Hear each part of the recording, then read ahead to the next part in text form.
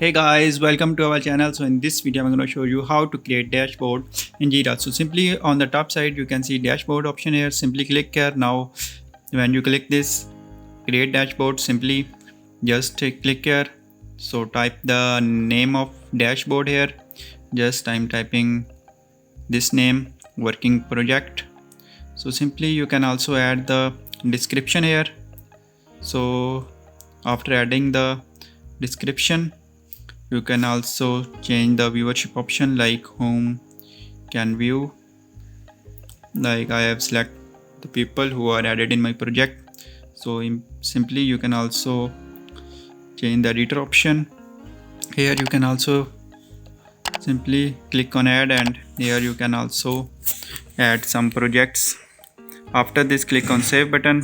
So here you can see our dashboard is created. So now here you can also add some gadget here, and now you can see in this way you can easily create a dashboard in Jira.